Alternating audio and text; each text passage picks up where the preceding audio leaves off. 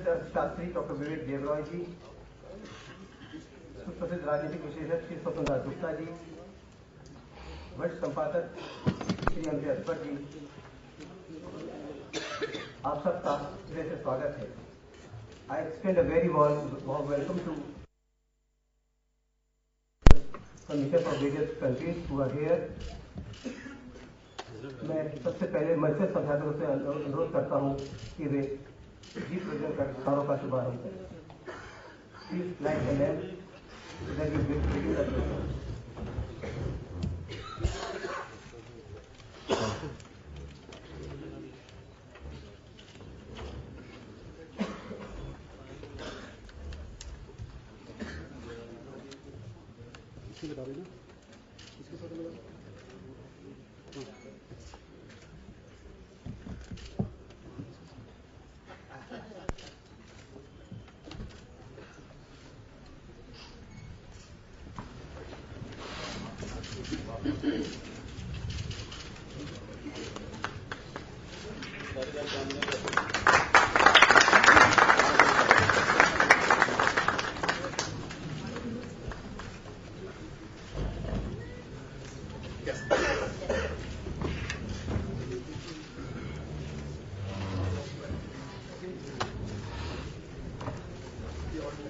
Hello.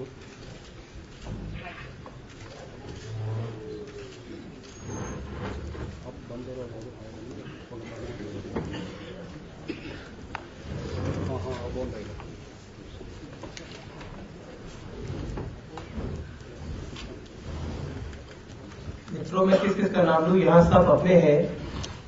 मैं जो पंक्ति देखता हूँ सब हमारे परम हितैषी और परम स्नेह देने वाले लोग इस सभागार में उपस्थित हैं। मैं सबका हृदय से स्वागत करता हूँ और अपने मंचस्थ अभ्यासों का स्वागत करने के लिए मैं आमंत्रित कर रहा हूँ श्री कुणाल शाह जी को, जो खासतौर से इस कार्यक्रम के लिए अहमदाबाद से आए हैं। उन्होंने इस पुस्तक का गुजराती और अंग्रेजी संस्करण प्रकाशित किया। माननीय राजा सिंह जी को वे पुष्प देकर उनका स्वागत करें।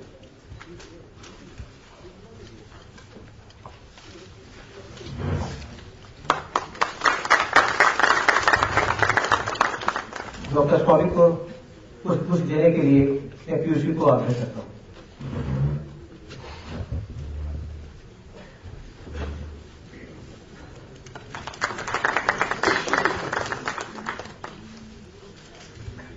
डॉक्टर किरण बेदी के स्वागत के लिए मैं रौनक जी को आमंत्रित करता हूं। रौनक जी।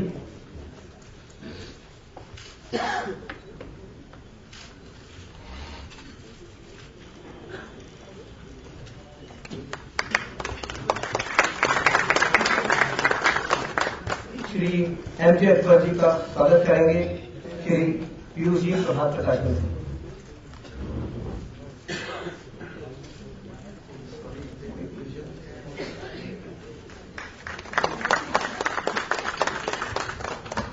प्रोफेसर विवेक देवरॉय जी का स्वागत करेंगे रौनक जी।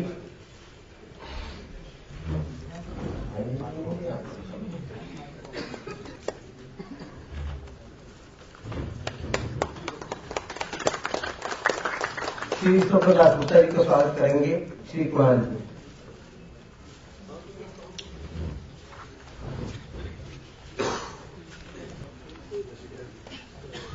डॉक्टर स्वामी का स्वागत करने के लिए मैं आमंत्रित करता हूं प्रभात के कार्य में पीयूष जी।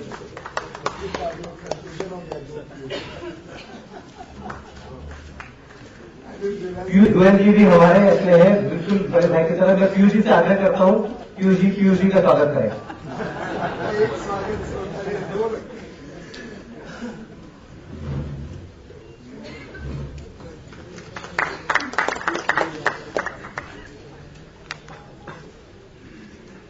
मित्रों, मोदित्व मात्र एक विचारधारा नहीं है जो चुनावों से पहले पल्लवित हुई है, बल्कि यह उस व्यापक प्रशासनिक और राजनीतिक अनुभव का नतीजा है जो श्री नरेंद्र मोदी ने अपने कर्तृत्व से प्राप्त किया है।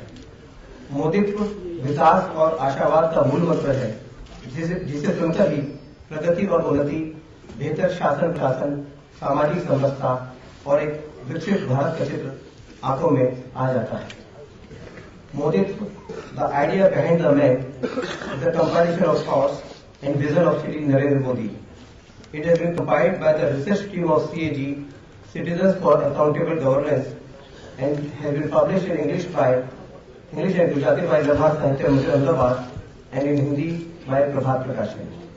I request Ms. Tanvi to please come and say a few words about this project and also introduce her CAG team. Thank you. Good evening, ladies and gentlemen. Namaste. हमारी इस पहली बुक लॉन्च इवेंट में मैं citizen for accountable governance की ओर से आप सबका हार्दिक स्वागत करती हूँ। हम बहुत आभारी हैं कि आप सब आए हैं हमारे इस लॉन्च इवेंट में। सिटीजन फॉर अकाउंटेबल गवर्नेंस एक यंग प्रोफेशनल्स की टीम है जो अकाउंटेबल गवर्नेंस के मुद्दे पर देश में काम करती है और रिसर्च सीएजी का एक अहम हिस्सा है।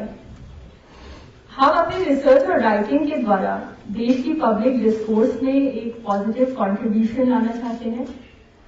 मोदी जी के ऊपर काफी पुस्तकें लिखी गई हैं, परंतु उनके विचारों और उनकी नीतियों पर मोदित्व एक पहला प्रयास है।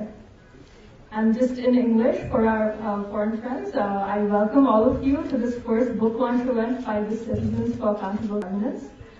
We are a team of young professionals who work for the issue of accountable governance in India. Research is a very key part of our organization, and through our research and writing, we aim to bring a positive change and positive contribution in the public discourse of this country. There have been several books written on Mr. Modi, but this book, Moditva, would be the first ever written on the ideas and policy ideas of Mr. Modi. So I welcome all of you to this event.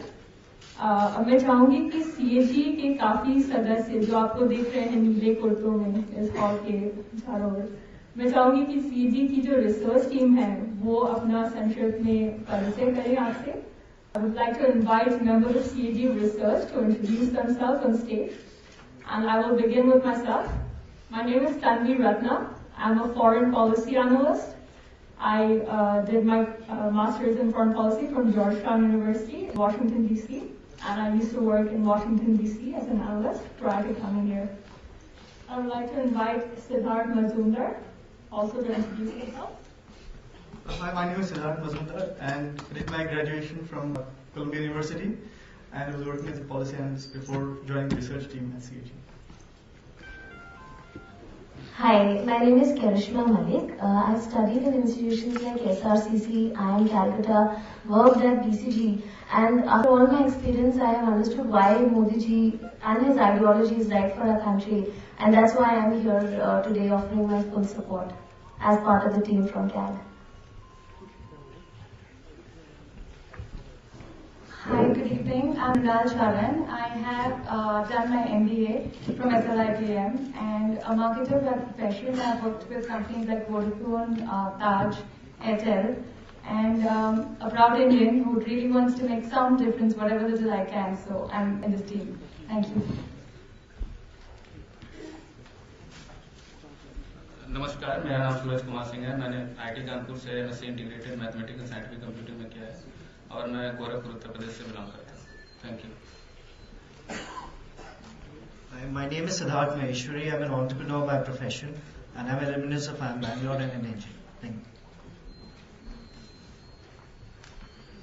Hi, my name is Teesta Thakur. I did my graduation in economics my master's in economics from IGIDR Mumbai, and I worked with IFMR in Chennai for some time. Thanks everybody for your attention. I would like to hand the ceremony over to Mr. Bhatt. Thanks, sir.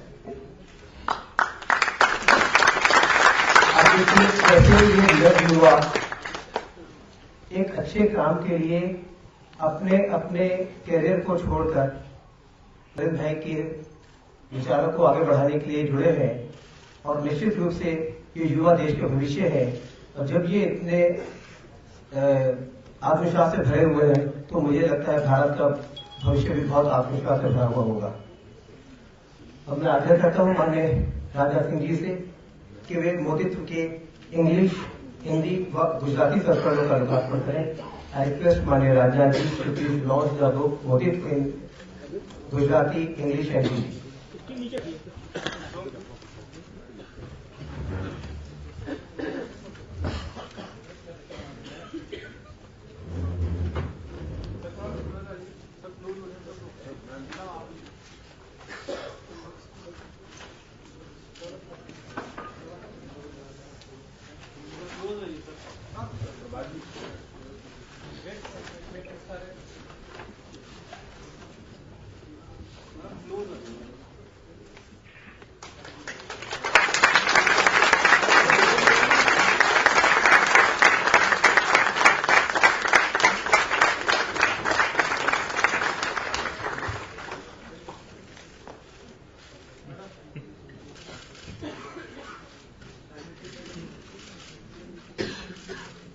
बहुत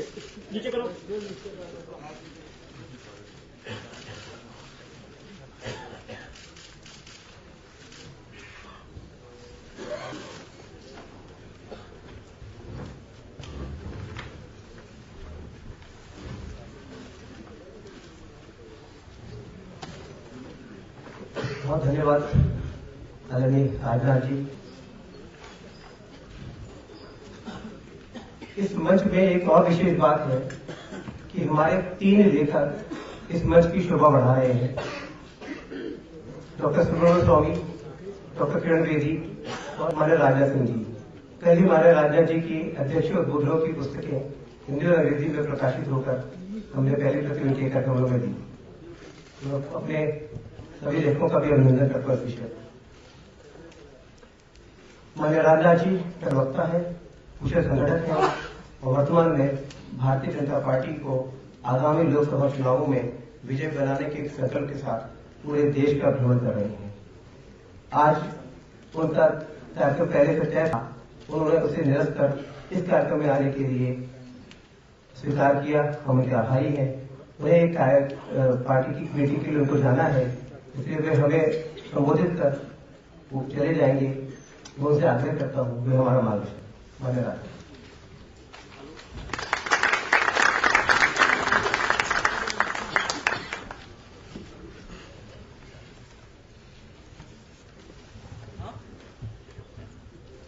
प्रभात जी ने मेरा परिचय देते समय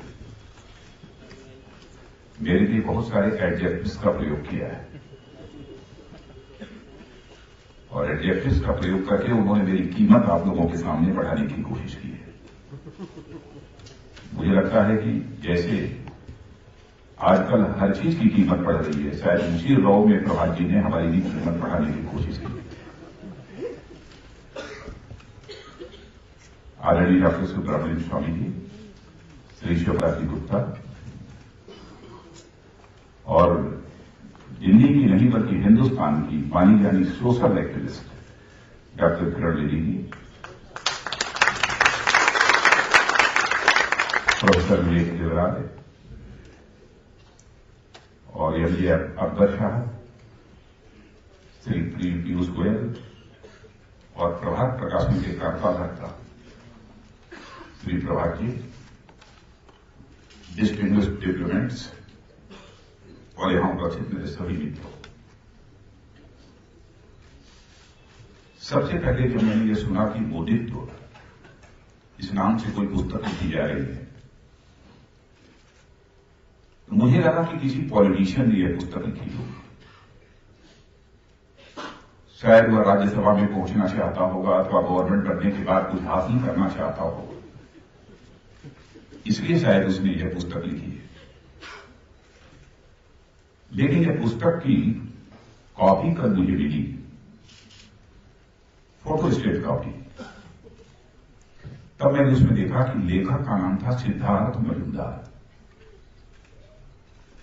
मैंने कई लोगों से पूछा, हमारे साथ हमारे स्पोक पर्सन सुधांशु त्रिवेदी थे। मैंने पूछा कि यह सिद्धार्थ मजूमदार कोई पॉलिटिशियन है क्या? इन्होंने कहा कि वो पॉलिटिशियन नहीं है, एक नौजवान जिसने यूनिवर्सिटी ऑफ कोलंबिया से ग्रेजुएशन किया है और उनके साथ सिटीजन फॉर अकाउंटेबल गवर्नेंस ये टीम है कुछ नौजवानों की, जिन्होंने सभी लोगों ने मिलजुल कर ये पुस्तक तैयार की है। क्योंकि मोदित्व इस पर पुस्तक लिखा जाना, एक व्यक्ति से उठकर कोई एक आइडिया बन जाए, एक कंसेप्ट बन जाए, यह कोई साधारण बात नहीं है। It is not easy for any person to become a phenomenon. It needs a phenomenal qualities and efforts. तो मैं 1-2 दिन तक इस पर विचार करता रहा कि यह मोदित्व ये पुस्तक लिखी क्यों गई है। क्या सचमुच मोदित्व एक फेनोमेनन बन गया है? तो मित्रों, मैं ईमानदारी के साथ ये कहना चाहता हूं, मैंने सहज रूप से स्वीकार कर लिया कि भारत की राजनीति में सचमुच मोदित्वा स्वयं में एक आइडिया है और एक फेनोमेनन है। वैसे राजनीतिक क्षेत्र हो अथवा समाज जीवन का कोई भी क्षेत्र हो, लोगों को सफलताएं हासिल होती हैं, लेकिन ये सफलता कैसे हासिल हुई, किस माध्यम से हासिल हुई, किस लिए हासिल हुई, इसका मूल्यांकन किया जाना चाहिए। सफलता हासिल करने के लिए सोर्स ऑफ इंस्पिरेशन क्या है, प्रोसेस क्या है, और सफलता हासिल करने के लिए टारगेट क्या है, इन तीन चीजों पर विचार किया जाना चाहिए। और इन तीनों पैरामीटर्स पर मैंने धनंजय भाई के पूरे उनकी जो स्टाइल ऑफ फंक्शनिंग है, उनके द्वारा जो काम किया गया है, उनका जैसा व्यक्तित्व है, इन सबको मापने की भरपूर को मैंने कोशिश की। नरेंद्र भाई का हमारा रिश्ता आज का रिश्ता नहीं है, 20 वर्ष का रिश्ता है। उत्तर प्रदेश का जब मैं चीफ मिनिस्टर बना था, उसके कुछ ही महीनों के बाद वो गुजरात के चीफ मिनिस्टर बने थे और उनकी वोट सेरेमनी में भाग लेने के लिए मैं स्वयं गया था। तो मैं हर चीज पर जब विचार करने लगा कि इस व्यक्ति का सोर्स ऑफ इंस्पिरेशन क्या रहा है, इस व्यक्ति ने किस प्रोसेस को अडॉप्ट किया है टारगेट को अचीव करने के लिए, तो मैं सहज रूप से इस नतीजे पर पहुंच गया कि सचमुच मोदित्वा अब भारत की राजनीति के लिए एक फेनोमेनन बन चुका है, गुड गवर्नेंस के लिए फेनोमेनन बन चुका है। इसे मैंने सहज रूप से ही स्वीकार कर लिया। जिस व्यक्ति ने बहुत ही गरीबी से अपनी जिंदगी की शुरुआत किया हो, गरीबी के त्रास के झेल को झेला, और वह व्यक्ति आज लगभग 120-125 करोड़ की पॉपुलेशन की कंट्री में लोगों के दिलों में अपना स्थान बना लिया हो, यह कोई साधारण बात नहीं है। कोई विलक्षण प्रतिभा का भी कोई व्यक्ति यह कर सकता है। वैसे मुझे याद है, पता नहीं हमारे राजीव सरदेसाई जी यहां हैं कि नहीं है, नहीं है शायद। सबसे पहले 2002 में जब गुजरात में विक्ट्री हुई थी भारतीय जनता पार्टी को, और मोदी जी के लीडरशिप में जब चुनाव हुआ था, तो अपने चैनल पर कमेंट करते हुए राजीव सरदेसाई जी ने कहा, it is not the victory of Hindutva but it is the victory of Moditva. अब उन्होंने किस सेंस में कहा, इस पर तो डिबेट हो सकती है, लेकिन मोदित्वा शब्द सबसे पहले मैंने उसी समय सुना था। सेंस उसके पीछे क्या था, उसको मैं उसकी चर्चा में यहां नहीं करना चाहता हूं। एक साधारण सा व्यक्ति यहां से उठकर और इस ऊंचाई पर पहुंचा हो, और वो भी प्रारंभिक जो जीवन सामाजिक क्षेत्र में, सोशियो कल्चर क्षेत्र में जो उन्होंने प्रारंभ किया, राष्ट्रीय स्वयंसेवक संघ, जो भारत का ही नहीं बल्कि दुनिया का सबसे बड़ा सोशियो कल्चरल ऑर्गेनाइजेशन है, उसमें प्रचारक के रूप में अपनी जिंदगी प्रारंभ की। मैं भी राष्ट्रीय स्वयंसेवक संघ का स्वयंसेवक हूं, और खुलेआम सरेआम यह बात बोलने में मुझे रंज मात्र भी संकोच नहीं होता। लेकिन मैं जानता हूं कि राष्ट्रीय स्वयंसेवक संघ में जो प्रचारक बनता है, वह उसके जीवन में कभी सत्ता हासिल करने की इच्छा नहीं होती है, क्योंकि प्रचारक कभी मुख्यमंत्री और प्रधानमंत्री इस देश का नहीं बना है। पहली बार यदि कोई बना है तो वह नरेंद्र भाई पहली बार गुजरात के मुख्यमंत्री बने हैं, और आज हमारे ग्रेजुएशन है। क्योंकि जब हाई स्कूल में मैं पढ़ता था, तब मैं राष्ट्रीय स्वयंसेवक संघ के साथ मेरा रिश्ता है, और मैं यहां इसका उल्लेख करना चाहूंगा कि हाई स्कूल में पढ़ते हुए सबसे पहले भाषण यदि मैंने किसी का सुना था, जहां पर केवल हम 40-50 स्टूडेंट्स मौजूद थे, जमीन पर बैठे हुए थे, गोविंदाचार्य जी के भाषण से सबसे पहले मैं प्रभावित हुआ था। इसीलिए मैंने एक संघ के सामान्य कार्यकर्ता के रूप में काम करना प्रारंभ किया था, और धीरे धीरे जैसे जैसे आयु बड़ी होती चली गई, ये संघ क्या है यह समझने की कोशिश की। संघ के प्रचारकों की भूमिका क्या होती है, इसे समझने की मैंने कोशिश की। उनका समाज के लिए किस प्रकार का त्याग और समर्पण होता है, ये समझने की हमने कोशिश की। मैंने देखा कि एक भी व्यक्ति नीचे से लेकर ऊपर तक ऐसा कोई नहीं था जो कभी सोचता रहा होगा कि हमें राजनीतिक क्षेत्र में काम करने के लिए जाना है, बल्कि राजनीति से दूरी बनाकर बराबर राष्ट्रीय स्वयंसेवक संघ के हर प्रचारक और कार्यकर्ता ने रखी। राष्ट्रवाद, नेशनलिज्म, उसे कल्चरल नेशनलिज्म भी कह सकते हैं, कुछ लोग हिंदुत्व भी कहते हैं। वैसे हिंदुत्व इस शब्द का प्रयोग करते हुए मुझे रंच मात्र भी हेजिटेशन नहीं होती।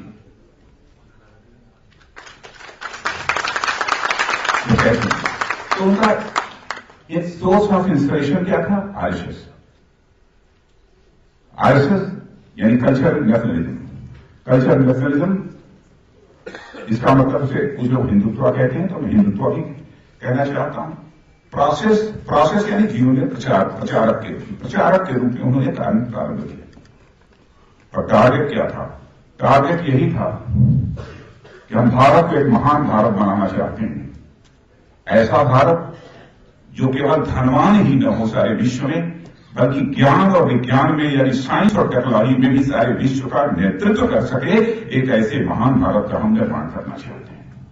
सोच यह थी, भारत को हम पुनः विश्व गुरु बनाना चाहते हैं।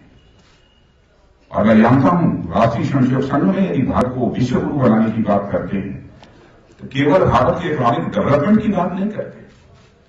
केवल इकोनॉमिकली डेवलप्ड होने से कोई कंट्री विश्व गुरु नहीं बन सकती। इकोनॉमिक डेवलपमेंट के साथ साथ स्पिरिचुअल डेवलपमेंट भी होना चाहिए, तभी जाकर भारत विश्व गुरु के पद पर आसीन हो सकता है। और सचमुच जिसकी इसमें आस्था होगी वही राष्ट्रीय स्वयंसेवक संघ का प्रचारक बनना और स्वीकार करेगा। उन्होंने सोचा भी नहीं होगा कि मैं कभी मुख्यमंत्री बनूंगा, प्रधानमंत्री बनूंगा। यह उनकी सामाजिक सांस्कृतिक क्षेत्र की भूमिका थी, सोशियो कल्चरल सेक्टर की उनकी भूमिका थी। और उसके बाद राजनीतिक आंदोलन, जेपी आंदोलन में भी बड़ी सक्रिय भूमिका का उन्होंने निर्वाह किया। और मैं यह भी जानकारी आपको दे देना चाहता हूं कि जब वो भारतीय जनसंघ में उन्होंने प्रवेश किया तो संगठन मंत्री के रूप में, हमारे यहां परंपरा है कि भारतीय जनता पार्टी है, तो इसके पहले जो भारतीय जनसंघ हुआ करता था उसमें यदि कोई संगठन मंत्री के रूप में भूमिका निभाता था तो यह पक्की मुहर उसके ऊपर लग जाती थी, वो पार्टी का अध्यक्ष कभी नहीं बन सकता है, वो मुख्यमंत्री, मंत्री अथवा प्रधानमंत्री कभी नहीं बन सकता है। यह एक शर्त होती है। डेस्टिनी को यहां ले जाना था, जो रोल उसको किसी के द्वारा प्ले कराना था, डेस्टिनी ने वह रोल प्ले कराया। और यदि मैं सारी रोल्स यानी भूमिकाओं के बारे में यदि मैं सोचता हूं तो एक तो सोशियो कल्चरल क्षेत्र में उनकी भूमिका, और दूसरी तरफ राजनीतिक आंदोलन, पॉलिटिकल जो एजिटेशन हुए उसमें उनका रोल, जेपी आंदोलन में आडवाणी जी की जितनी यात्राएं प्रारंभ हुई उसमें उनकी भूमिका, डॉक्टर जोशी जी की जो यात्रा प्रारंभ हुई थी उनके अध्यक्ष रहते हुए, उसका पूरा संचालन, पूरा नियंत्रण यदि किसी के हाथ में था तो उस छोटी आयु में नरेंद्र भाई के ही हाथों में था। और बाद में तो मुझे ज्यादा बताने की जरूरत नहीं है, भारत ही नहीं, हिंदुस्तान ही, भारत ही नहीं बल्कि सारी दुनिया उससे परिचित है। गुड गवर्नेंस किसे कहते हैं, और डेवलपमेंट के क्षेत्र में गुजरात को इस रूप में उन्होंने लाकर खड़ा कर दिया है कि सच में भारत में डेवलपमेंट के कंटेक्स्ट में यदि कोई स्टेट मॉडल स्टेट के रूप में जानी जाती है वो हम गुजरात है। लोग उसका उदाहरण कर देते हैं, कैसे देते हैं इसके बहुत ज्यादा डिटेल में मुझे जानने की आवश्यकता नहीं है। यानी एडमिनिस्ट्रेशन के क्षेत्र में, सोशियो कल्चरल क्षेत्र में, साथ ही साथ पॉलिटिकल एजुकेशन के क्षेत्र में, और फिर तीसरा एडमिनिस्ट्रेशन के क्षेत्र में भूमिका। तीनों भूमिकाएं एक दूसरे से पूरी तरह से अलग अलग है। तो क्या यह सच नहीं है कि इन तीनों क्षेत्रों में जिस व्यक्ति ने बहुत ही प्रभावी तरीके से अपनी भूमिका निभाई हो, क्या वह साधारण प्रतिभा का कोई व्यक्ति होगा। मित्रों, तीनों की भूमिकाएं अलग अलग होती हैं। तीनों भूमिकाओं को यदि बहुत ही श्रेष्ठ तरीके से यदि किसी व्यक्ति ने निर्वाह किया है तो मैं कह सकता हूं कि निश्चित रूप से वह विलक्षण प्रतिभा का ही कोई व्यक्तित्व होगा। सामान्य व्यक्ति इस काम को नहीं कर सकता, और ऐसा मैं मानता हूं।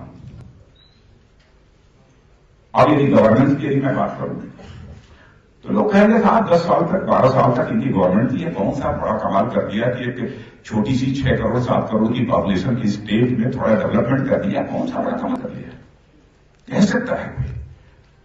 और ये आरोप लगाने वाले अथवा यह कहकर नरेंद्र भाई को बेनिफिट करने वाले लोगों से मैं पूछना चाहता हूं, पश्चिम बंगाल में तो more than 30 year, approximately 35 year तक मार्क्सवादी कम्युनिस्ट पार्टी की गवर्नमेंट थी। जाकर कोई वेस्ट बंगाल को देखे, बिहार में आरजेडी की गवर्नमेंट, लालू भाई वहां के 15 वर्षों तक लगातार मुख्यमंत्री है, क्या डेवलपमेंट हुआ? लंबे समय तक चेयर पर रहने के कारण ही कोई डेवलपमेंट करेगा, इस बात की गारंटी नहीं दी जा सकती। व्यक्ति का परफॉर्मेंस कैसा है इसका अंदाज तो 6 महीने से लेकर 1 वर्ष के अंदर ही सामर्थ्य मिल जाता है कि इस व्यक्ति के अंदर एडमिनिस्ट्रेटिव स्किल कैसी है, इस व्यक्ति का गवर्नेंस को चलाने का इंटेंशन कैसा है। मनुष्य के जीवन में इंटेंशन की सबसे बड़ी अहमियत होती है। आप चाहे जितना भी बड़ा काम करें, लेकिन इंटेंशन यदि आपका क्लीन नहीं है, नीयत यदि साफ नहीं है, तो परिणाम कभी भी अच्छे नहीं आ सकते, सुखद नहीं आ सकते। इंटेंशन का भी मनुष्य के जीवन में बहुत बड़ा महत्व है। यदि इंटेंशन यदि खराब रहा होता कि हमको सत्ता का सुख भोगना है, तो मैं समझता हूं शायद वैसी वो गवर्नेंस वो न देगा। और मैं यही कभी कभी जो विचार करता हूं कि 2002 का जो गुजरात का दंगा हुआ, गुजरात के दंगे के बाद इस हिंदुस्तान का, और केवल उसी समय का नहीं बल्कि पूरे आजाद भारत में सबसे अधिक पॉलिटिकली टारगेटेड यदि कोई पॉलिटिशियन रहा है तो उस पॉलिटिशियन का नाम नरेंद्र मोदी है। सबसे अधिक पॉलिटिकली टारगेटेड कोई व्यक्ति रहा है तो नरेंद्र मोदी। कैसे कैसे उनके ऊपर आरोप लगे। कहा जाता था कि उन्होंने कह दिया कि नहीं, चलो 24 घंटे तक गोली चलाते रहो, जितने मार सकते हो मारो। क्या इसकी कल्पना की जा सकती है? मैं भी स्टेट का चीफ मिनिस्टर रहा हूं, मैं कॉन्फिडेंस के साथ कह सकता हूं कि मित्रों, कोई भी चीफ मिनिस्टर ये कभी नहीं चाहता है कि हमारे चेयर पर रहते हुए, चीफ मिनिस्टर की चेयर पर रहते हुए हमारी स्टेट में किसी भी प्रकार की एनार्की पैदा हो। कोई नहीं चाहता। अगर आप ये कल्पना करिए कि यदि किसी के ऊपर बेसलेस एलिगेशन यदि लगाया जाता हो तो उसको कितनी मानसिक त्रासदी, कितने साइकोलॉजिकल प्रेशर का सामना उसको करना पड़ता होगा, इसकी आप सहज कल्पना कर सकते हैं। डेवलपमेंट उन्होंने क्या क्या किया, कैसे कैसे किया, इन सब सारी चीजों की चर्चा मैं यहां नहीं करना चाहूंगा क्योंकि हमारे कई वक्त यहां पर। लेकिन कोई कह सकता है कि आप भारतीय जनता पार्टी के अध्यक्ष हैं, आपकी पार्टी ने उन्हें प्राइम मिनिस्टर कैंडिडेट के रूप में प्रोजेक्ट किया है, इसलिए आप उनकी प्रशंसा कर रहे हैं। तो मैं यह कहने वालों से मैं पूछना चाहता हूं, 2010 में कांग्रेस लड़ी यूपीए गवर्नमेंट ने 20 पॉइंट प्रोग्राम के इंप्लीमेंटेशन में सर्वाधिक श्रेष्ठ, सबसे अच्छे स्टेट के रूप में किसी को रिकॉग्नाइज किया तो वह स्टेट थी गुजरात। इतना ही नहीं, हमारा बनाया हुआ राजीव गांधी फाउंडेशन नहीं है, हमारे परिवार के लोगों का बनाया हुआ राजीव गांधी फाउंडेशन नहीं है। राजीव गांधी फाउंडेशन ने भी मोस्ट प्रोबेबली 2011 में गुजरात के डेवलपमेंट की तारीफ की है। इतना ही नहीं, यूएस जिसके बारे में कहा जाता था कि वो नरेंद्र मोदी को वीजा देने को तैयार नहीं है, नरेंद्र मोदी की आलोचना करने वाला माना जाता था यूएस की पार्लियामेंट की एक रिसर्च टीम ने उनके परफॉर्मेंस की सराहना अपनी रिपोर्ट में, रिसर्च रिपोर्ट में की है। ये कैसे हुआ है?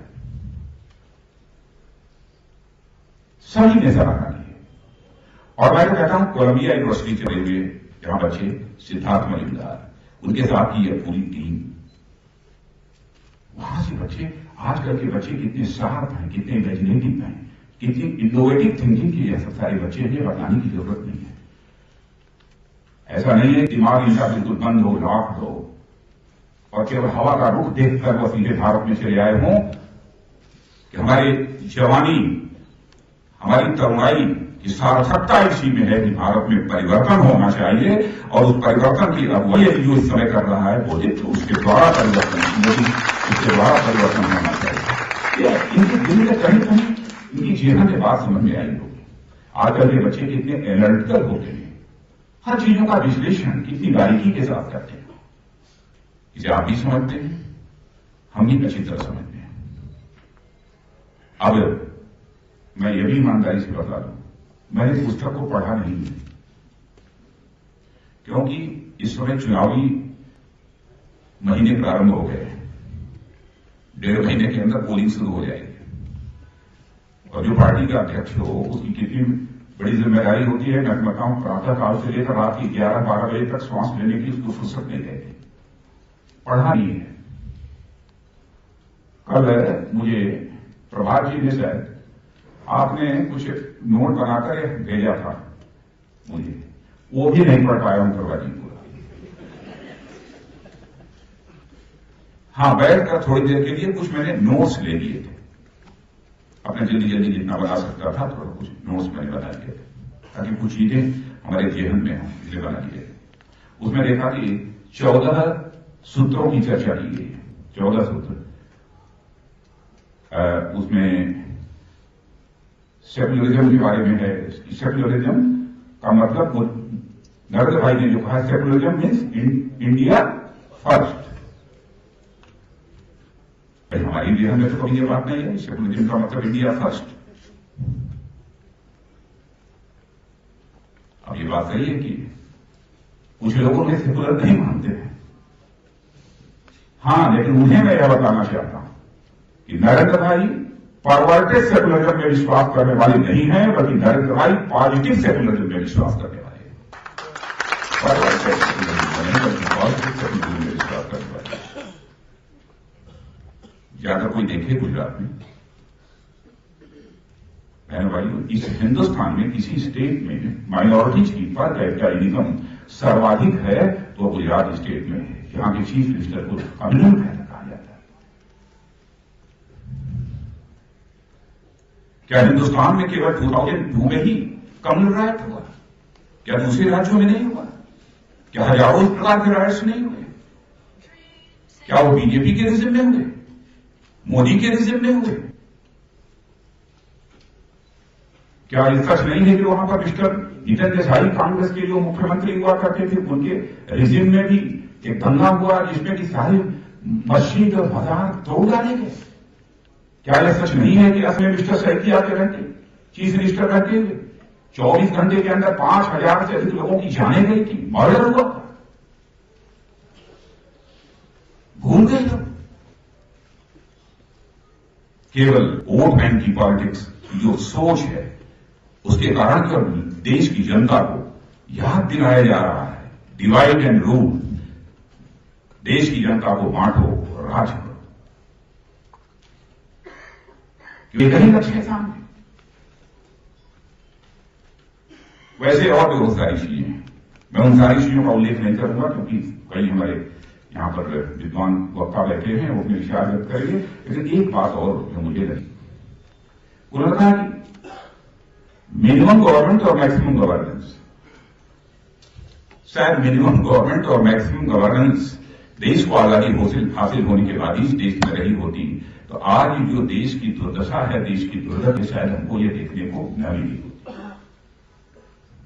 मैक्सिमम गवर्नमेंट रही है, मिनिमम गवर्नेंस रही है इस देश में। अब आज क्या हो रहा है, माने देश की गरीब जनता को पेट भरने के लिए भी फूड सिक्योरिटी बिल लाने की जरूरत पड़ रही है। ये गवर्नमेंट कर रही है। ये गवर्नमेंट क्यों करने की जरूरत पड़ी है? क्यों? गवर्नेंस नहीं, गवर्नेंस नहीं। महंगाई यदि बढ़ जाती है, वेजिटेबल्स की यदि कीमतें बढ़ जाती हैं तो क्या होता है? गवर्नमेंट ठेला लगाकर सब्जी बेचने लगती है दिल्ली में, दाल और चावल भी गवर्नमेंट ये बेचने लगती है। यह अंतर होता है मिनिमम गवर्नमेंट और मैक्सिमम गवर्नेंस के बीच यह अंतर होता है। यह सब जो कंसेप्ट दिया है। अब गुजरात में मैं समझता हूं कि बहुत सब्सिडी और ये और वो बहुत सारी जो चीजें दी जाती बहुत ही कम है, बहुत सारे अन्य स्टेट्स की अपेक्षा बहुत ही कम है। वहां पर गवर्नेंस है, कैसे कॉमन मासेस को एम्पावरमेंट किया जाए, कैसे उन्हें शक्तिशाली बनाया जाए, कैसे उनके अंदर क्षमता पैदा की जाए। यह सब बहुत सारे काम किए हैं। ऐसे 50 काम मैं इस समय गिना सकता हूं, लेकिन 2 घंटे 2.5 घंटे का समय लगेगा, इसलिए उसकी चर्चा यहां पर नहीं करना चाहता। हाँ, यह मैं जरूर बताना चाहता हूं कि अभी इधर जो रैलियां हुई हैं सारे देश भर में, तो स्टेट्स की जो रैली हुई है पूरे राज्यों की, मैं और मोदी जी हम दोनों साथ हैं। मैं जब 23 साल का या 22 साल का था, पहली बार मैं राजनीति में मैंने प्रवेश किया था। 20 साल में एमएससी किया था फिजिक्स में, और उसके बाद मैंने प्रवेश किया था। उस समय से मैं देख रहा हूं, और स्टेट की पॉलिटिक्स में और सेंट्रल पॉलिटिक्स में तो लगभग 20 वर्षों तक 22 वर्षों का समय इसमें भी गुजर गया है। जितनी बड़ी रैलियां हो रही हैं, जिस तरीके से भीड़ उमड़ रही है, इसकी तो मैं कल्पना भी कभी मैंने नहीं किया था कि ऐसा भी हमको देखने को मिलेगा। और ऐसा होता है कि कभी केवल भीड़ नहीं जाती है, लेकिन भीड़ यदि स्वयं यदि किसी को सुनने आती है, और उस भीड़ में नौजवानों का जो उमंग और उत्साह देखने को जो मिलता है, ज्वार जो उनके अंदर देखने को मिलता है, मैं कह सकता हूं ये भी मोमेंट था कि उस समय थोड़ा ये ज्वार हमको नौजवानों के अंदर देखने को मिलता था, लेकिन आंदोलन के प्रति वह ज्वार था। लेकिन व्यक्ति के प्रति ज्वार स्वतंत्र भारत के इतिहास में पहली बार हमको देखने को मिला है, तो नरेंद्र भाई की रैलियों में।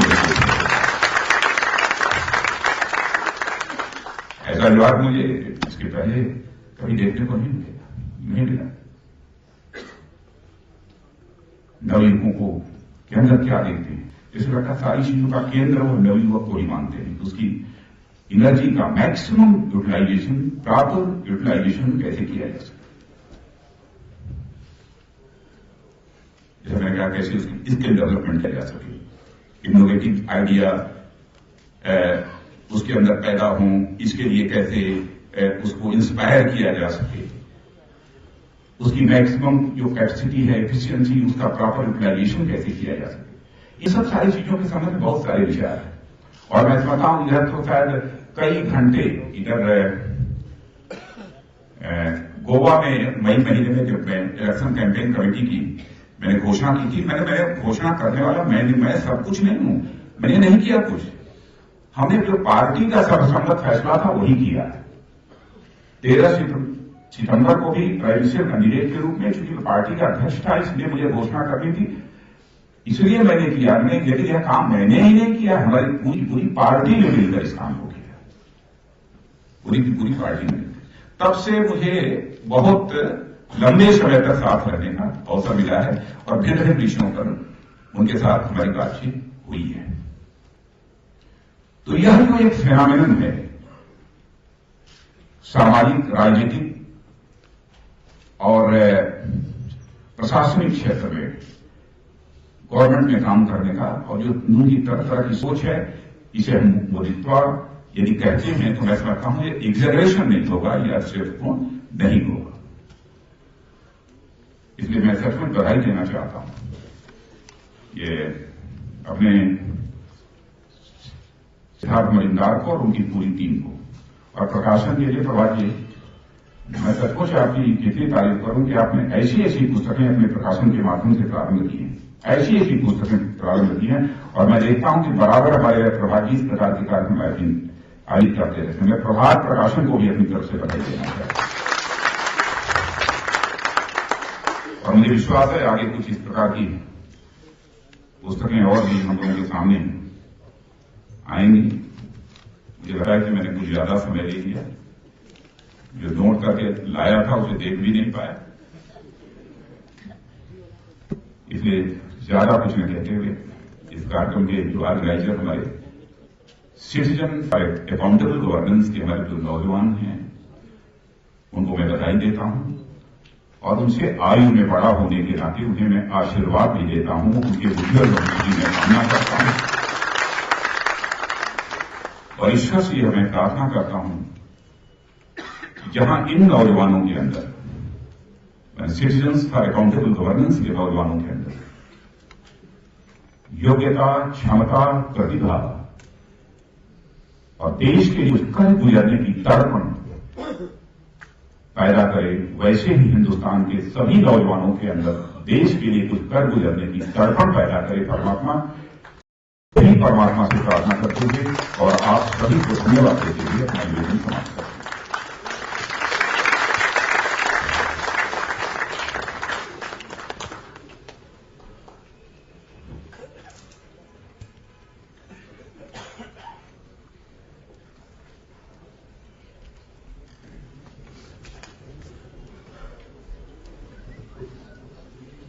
पूर्व निर्धारित कार्यक्रम में माननीय राजनाथ जी को जाना है।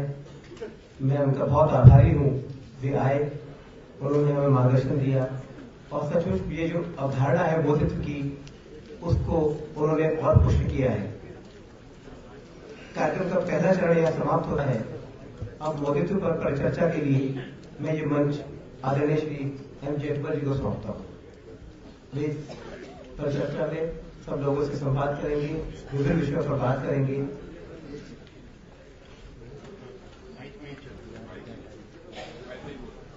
साउंड जरा माइक को चेक करें प्लीज। मैं इस गुस्ताखी के लिए मैं क्षमा चाहता हूँ, क्योंकि मजबूरी है इसलिए जाना पड़ रहा है, क्योंकि मैं सब कुछ सुनना चाहता था डॉक्टर स्वामी जी को, हमारे स्वपन दास जी को और डॉक्टर किरण बेदी को, विवेक जी को, सारे लोगों को। लेकिन मैं ये गुस्ताखी कर रहा हूँ, लेकिन मुझे विश्वास है कि आप लोग मुझे माफ करेंगे, मेरी मजबूरी को समझते। बहुत बहुत धन्यवाद।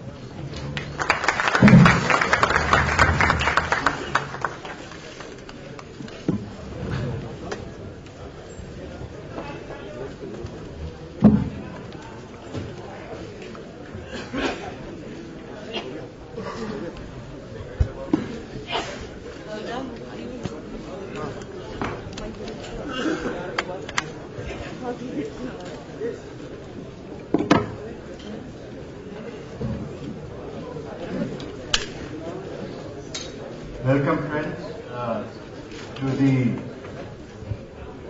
discussion part of this afternoon. We are starting with Dr. Swami and Dr. Vivek Dev Roy. I don't know if Dr. Swami will be pleased at the fact that the media has started leaving when you're going to see.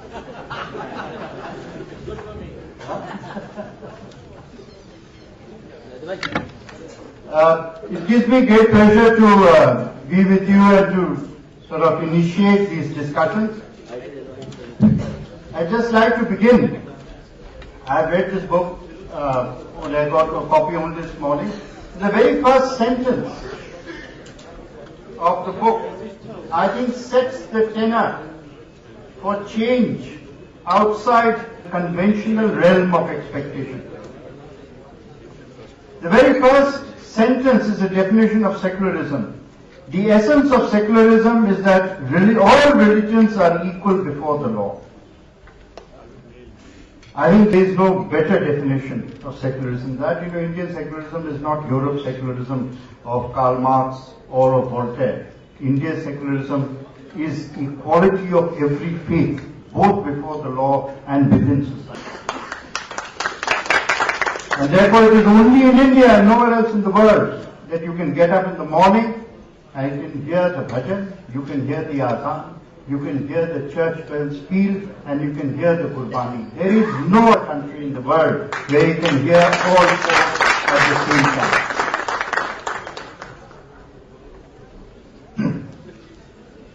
It is only then that India will prosper. आपको सिर्फ एक बात मैं बताता हूँ, देखिए कोई भी आता है आपके सामने बात करने के लिए, जो भी हो, बहुत बड़ा ऑडिटर भी हो, हम जैसे नादान भी हो, तो कोई ना कोई हम सोच के आते हैं कि हमें क्या कहना है। लेकिन अगर सामने ऑडियंस के अंदर क्राइसिस मोमेंट आ जाए तो फिर सोच जो है, जो हम सोच करके आते हैं, सब भूल जाते हैं। उस वक्त जो इंस्टिंक्ट है वो प्रिवेल करता है। दिल में जो होती है बात वो जुबान पे आ जाती है, नफ्स में होती है, नफ्स में भी जो बात आती है वो आ जाती है। और इस बात को मैं देखा अपने सामने आंखों में। मैं पटना में जब नरेंद्र मोदी का भाषण हो रहा था और उस वक्त बम छूटने लगे मैदान में, क्या किसने क्या किया था वो तो अलग है अपनी बात, लेकिन सामने तो जिंदगी मौत का सवाल था। उस वक्त एक क्राइसिस मोमेंट था, इंडिविजुअली कलेक्टिवली। उस वक्त मोदी ने क्या कहा था मैं शायद नहीं भूलूंगा, और वही है सेकुलरिज्म। उन्होंने साफ कहा था कि हमारे हिंदू भाई सोच लें, तय कर लें, गरीबी से लड़नी है या मुसलमान से लड़ना है, और हमारे मुसलमान भाई सोच के तय कर लें हिंदू से लड़ना है या गरीबी से, दोनों बातें।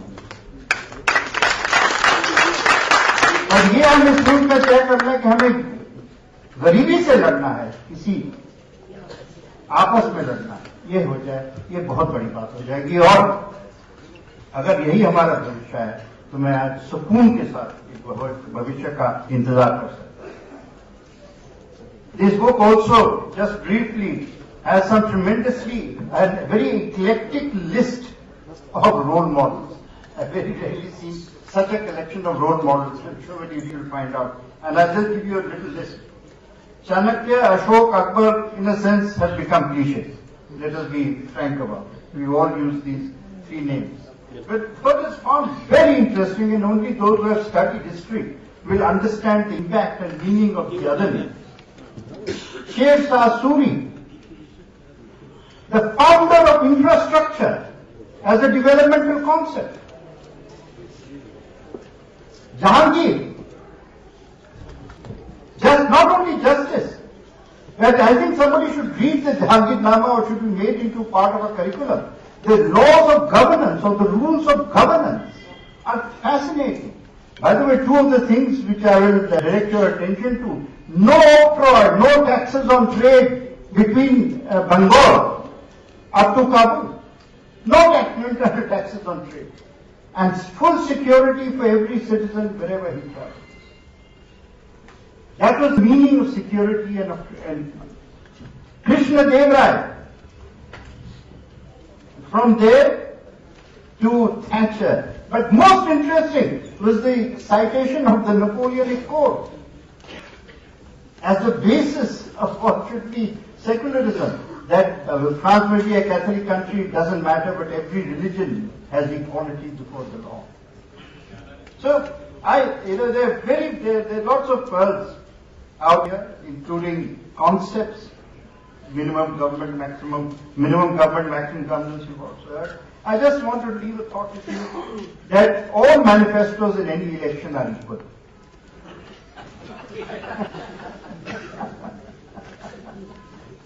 It is the translation of manifestos in which is the key. And it is the last mile of how you turn a manifesto into governance that gives you the credit. And what this book is really, manifesto to aata rahega aur jata rahega.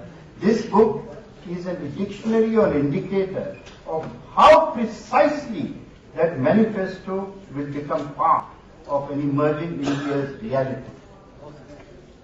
And very, very basic, if I have to sum it up into a simple word, this is the story of how every Indian, he says over and over again that I don't care whether we win by any number of votes, but the government is for every citizen, including those who do not vote.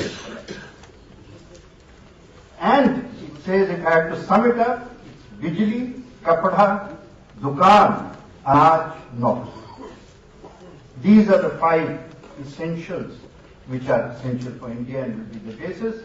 And I just want to leave this thought that when we began with secularism, that we end.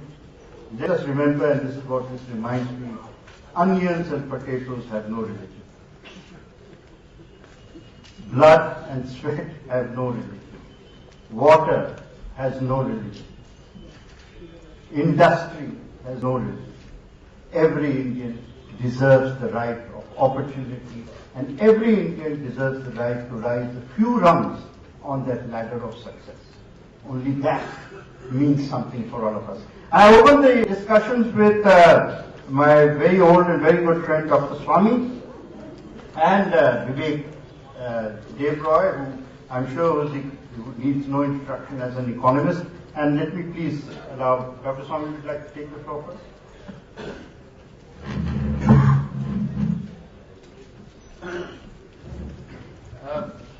After that, there'll be a opportunity for a few brief questions. My only request to you, please keep it questions. Dr. Swami is the one speaking, not those asking questions. How much time these people have?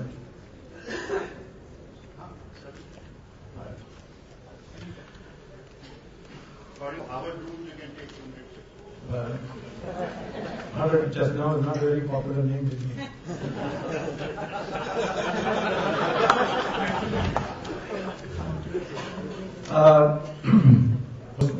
Mr. Chairman, distinguished panelists, first I want to congratulate the CAG for bringing out a book which is very, very appropriate at this moment of time, because the world over there is an acceptance that Mr. Narendra Modi becoming the next Prime Minister has a very, very high probability. What the world in the beginning should know is that Narendra Modi is not a thinker who, in economics, which is the topic assigned to me, thinks in the traditional framework of the way the economics is taught all over the world. He is, in my opinion, a person who has articulated in practical terms what long ago Dindayal Upadhyay had formulated as the theory of integral humanism. Throughout his writing, speeches, and what has been extracted here in this book, the emphasis is material progress must harmonize with spiritual development. The economics that is taught all over the world is one-dimensional theory, which is purely how you can either profit or maximize your profit or maximize your production. And the question of value system, it doesn't figure in any of these discussions. Going through the book, Moditva means, of course, Modiness. That is the distinctiveness of being Modi, or what is the subtitle, idea behind the man. So after reading the book, I would like to present my points in terms of principles that he has initiated in this book, what comes out of this book. The first key proposition of Mr. Narendra Modi is what I would call as the market principle, where he says that people will be willing to pay for assured good quality goods and services they need for their economic activity, and there is no need to subsidize it.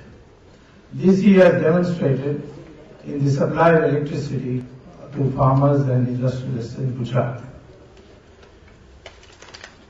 The second principle is that what we have to ensure as a part of this market principle is that there is a level playing field for both the producers, the competitors, the consumers.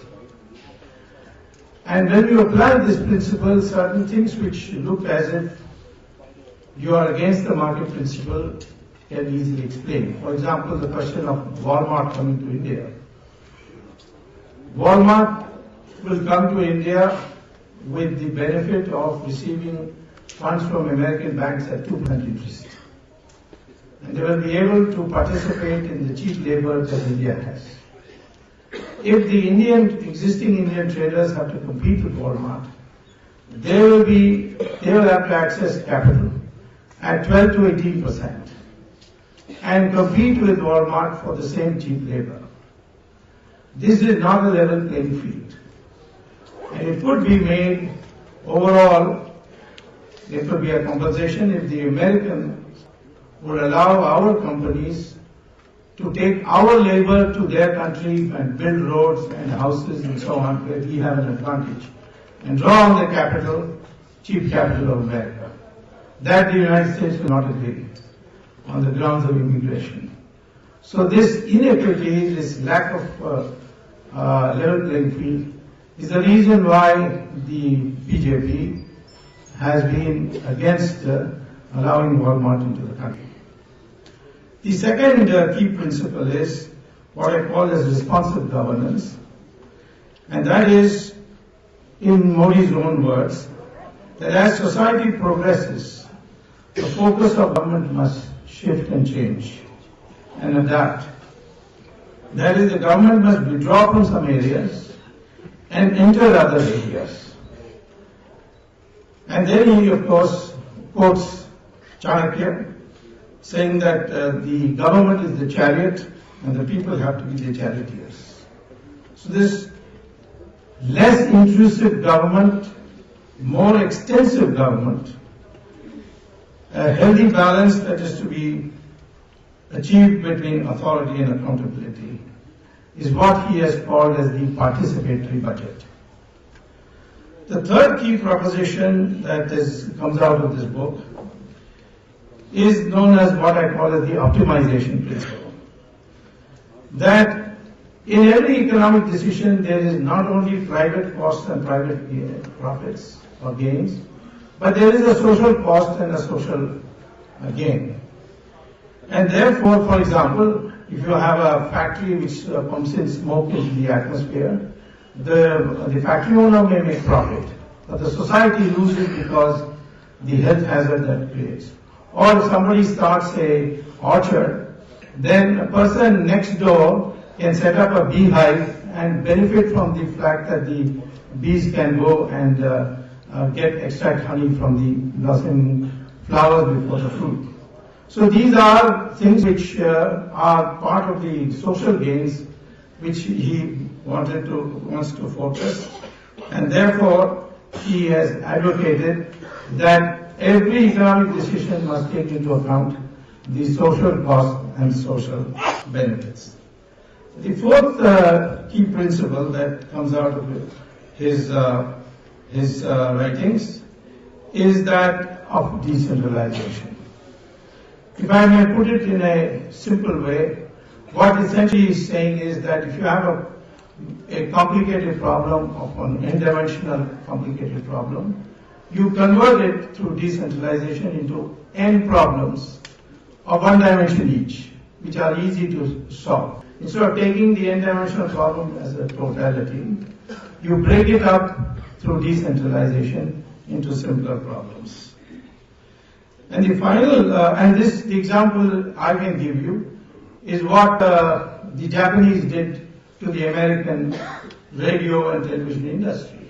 The Americans were producing Motorola and so on, were producing radios in a greatly integrated production system, where the material came through one door and the transistor or the radio or the television came out of the other door. What the Japanese did was they took the transistor, for example, the radio, and broke it up into several parts, and had each part produced in a small industry in that framework where the overheads were very low. And therefore the cost of production came down steeply, and that's how the Japanese were able to put Motorola and American companies in these areas of business. Finally, throughout Narendra Modi's writings, we find great emphasis on productivity and innovation. We all know that but for innovation, the growth rates would have accelerated over the last 200 years the way it did. Railways, Bessemer steel plant made a big difference to industrial revolution. Then jet engines, fax machines, teleprinters, they made a big difference in the early 20th century. Internet now has completely transformed the way production is conducted now, and the transaction costs have come down. So Mr. Modi, in his writings, his speeches, shows that this is the focus that has to be given. And after all, if India has a population below the age of 35, of more than 70%. This is the young population which will produce the innovation. And we have got many areas where we can produce new innovations. The use of thorium. We have got probably 40% of the world's thorium deposits. Uranium will be exhausted by 2050. So to convert thorium into usable uranium and thereby generate power is a great advantage we have. Or to use our research to bring in hydrogen fuel cells for automobiles, which the Japanese are already doing. So these are the 5 principles that emerge out of my reading the book. And they're very cogent principles. It's a new way of viewing economic development and economic policy. And I think this original way of thinking is more suited to our culture, our value system, and therefore I really congratulate the publishers of this book, and particularly the Prabhat publishers and Mr. Majumdar for putting together this, Majumdar and his team for putting this book for the benefit of the people. Thank you.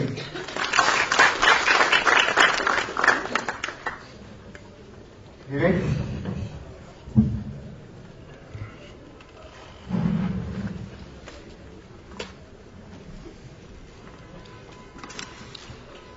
Thank you, Mr. Chairman and ladies and gentlemen.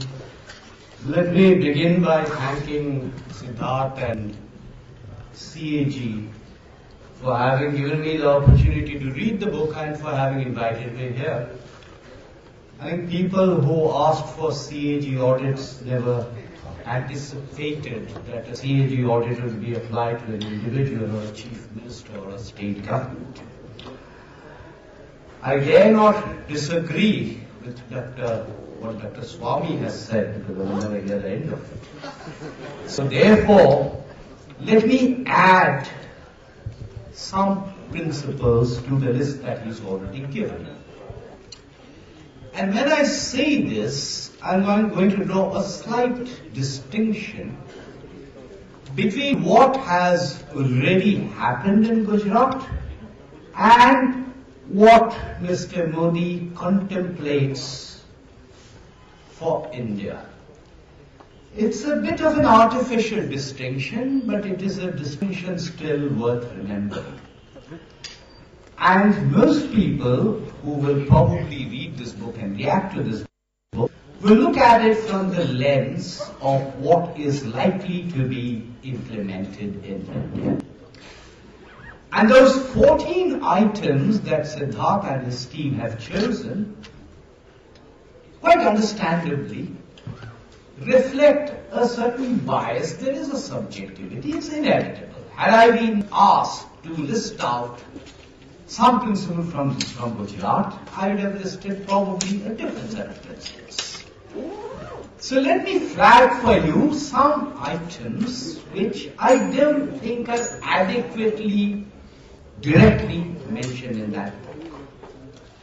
Number one, Dr. Swami has already mentioned, but let me underline that in a slightly different kind of way, and that is decentralization. Decentralization in several senses. Decentralization, particularly given the fact that Gujarat already had a very strong root in Panchayati Raj development.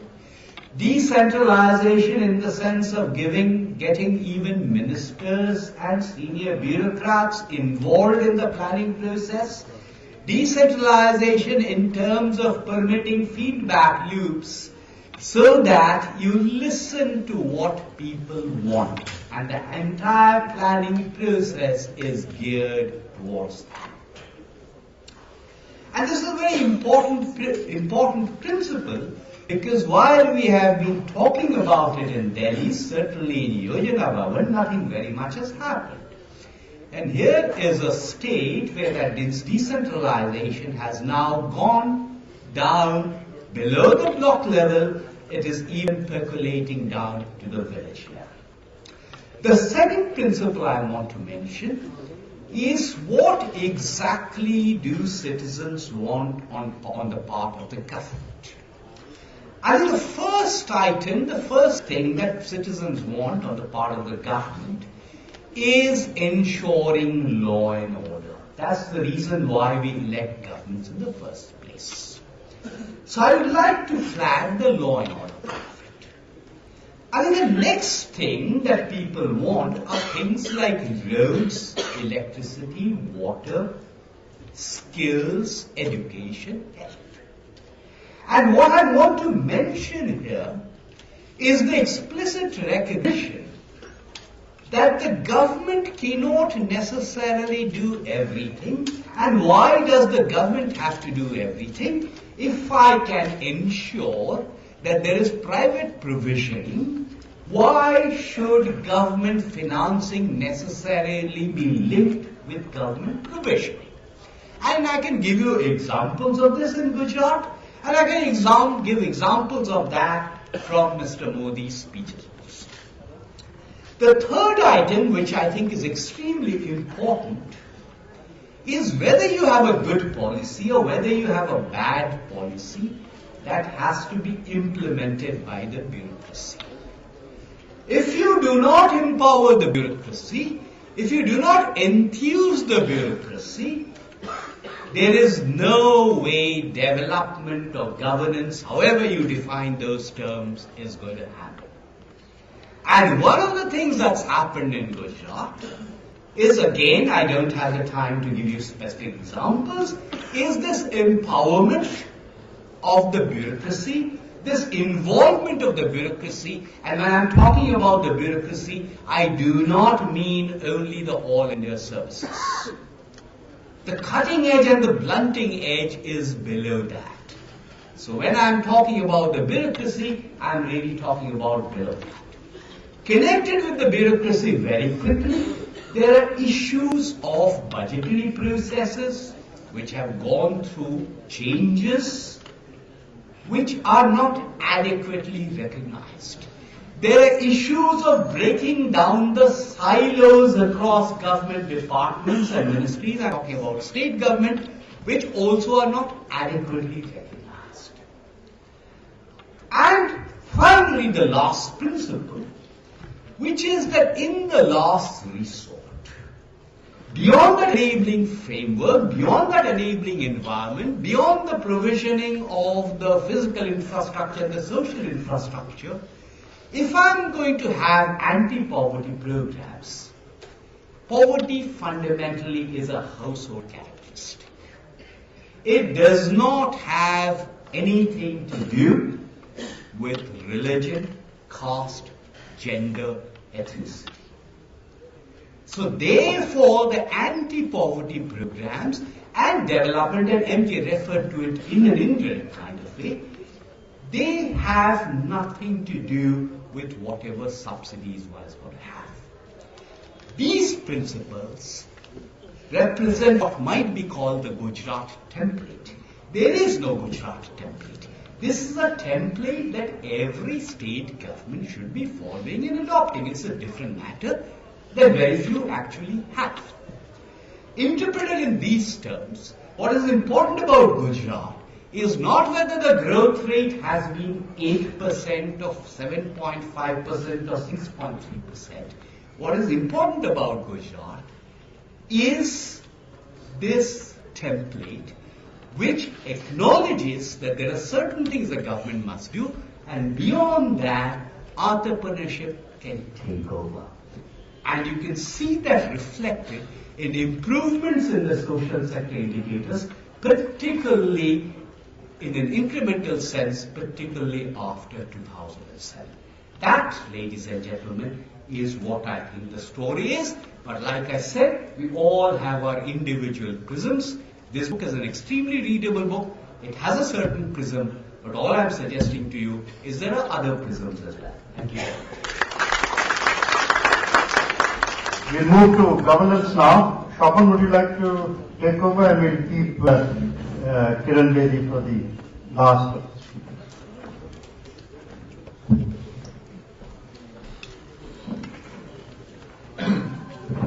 Thank you, MJ. I'll be extremely brief because I think you had an overdose of speeches today. As a political analyst, one of the occupational hazards of being a political analyst is that you got to do a lot of number crunching these days and go through a lot of opinion polls of varying authenticity. Now, one of the common features of these opinion polls, which I have found, is that invariably the popularity of Narendra Modi exceeds the popularity of the BJP by something between 15 to 20%. Now, to my mind, that's important because if you put him in a predetermined template, I think you're not likely to see what explains the success of Narendra Modi. So Narendra Modi has to be seen, of course, within the prism of the BJP, but he's got to be seen something which is a little different. My contention is the popularity of Narendra Modi lies because he is in many ways a rebel against the system, a rebel against entrenched interests in society, some of whom I find are represented here. He is a rebel against all the assumptions which have guided what we mean by the India story. Now, let me be a little more candid. If I was to say what appeals, what is the extra zing which Narendra Modi brings to the table, it's not merely the Gujarat model as it's being called. Because in a national election, the theory that one size fits all is best left to the planning commission. An institution which I hope we will see the last of after May 2014. But every state has its own dynamics.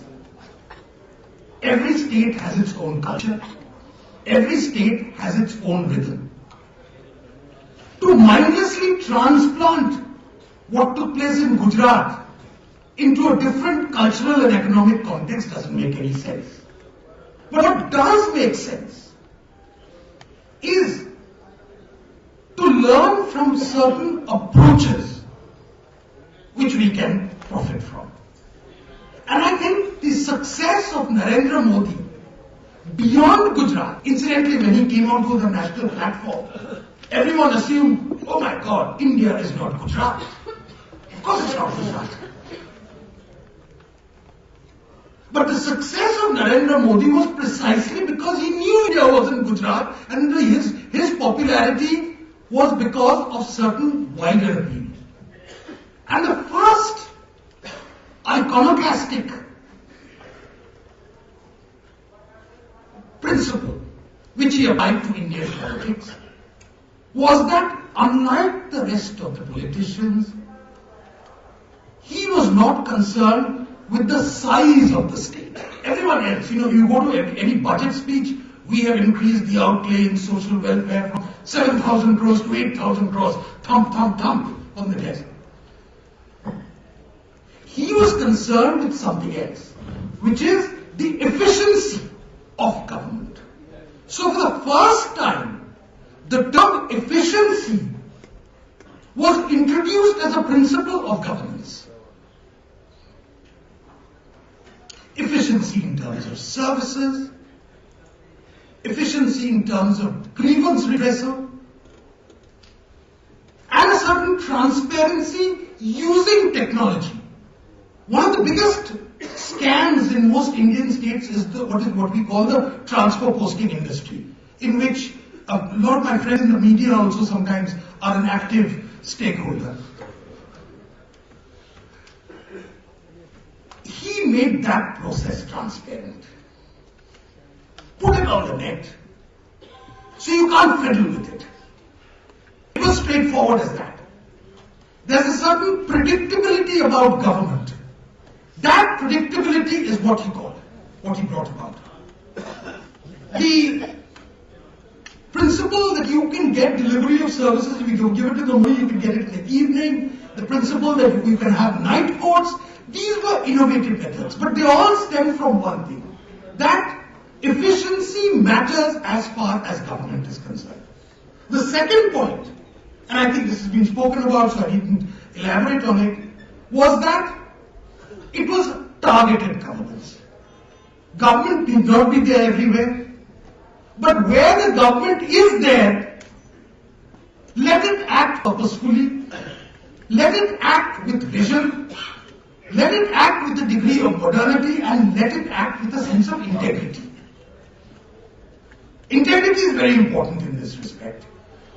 He often tells me that he created whatever has been done in Gujarat without necessarily having lateral entries into the bureaucracy. It's the same people, the same Babudam, which is the bane of India in large parts, which has been motivated into doing something else. So obviously there is something in that. And finally, and this is linked to the question of efficiency, is that what we might call Moditva, you can call it anything else, is the principle of excellence. I think if there is any man in India who today rails against this mindset of third worldism, shoddiness, jugaad, patchwork, and wants to get to global standards, it is Narendra Modi.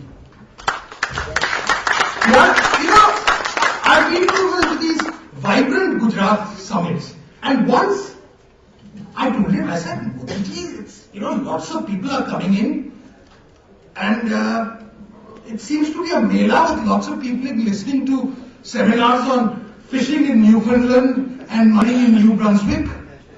So he said the importance is not that. He says the importance is I am getting a lot of SMEs from small towns in Gujarat and giving them the exposure. That exposure which will help them to think creatively, which will help them to pick up ideas, and Gujaratis are great for copying ideas. In other words, just look a bit beyond the box. Don't think of India as something, we need aid, we need, in India we can only aspire to this much. Mediocrity becomes the norm. That principle he contests. And that is the reason why I feel Narendra Modi marks a breaking of the mold, and that in a large measure, not entirely, explains why his appeal is much more than that of a mere party leader. And that is why I also feel that this election is going to be more presidential than any of us had thought was possible. Thank you very much. That is open 1971.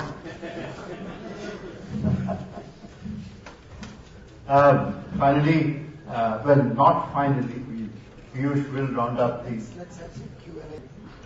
organic 6 o'clock deadline. With us, Kiran, please.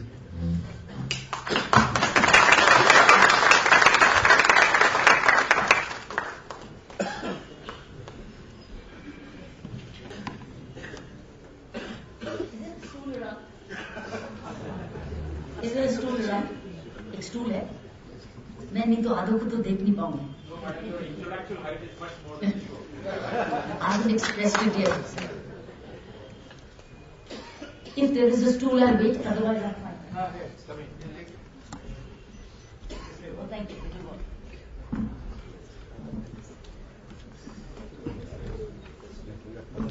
Yes.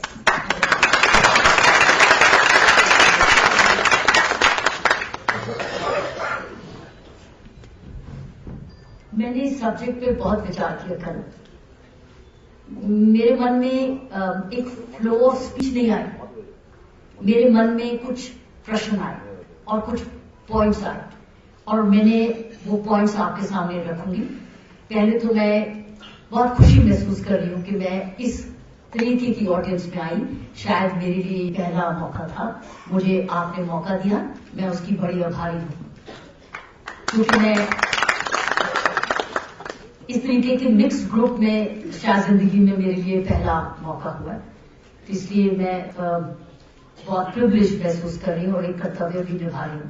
इसलिए out of that sense of commitment and duty I gave a lot of thought to this. And what did not flow from my mind was a flow of a speech. For the first time it happened. Instead, as I said, I had questions.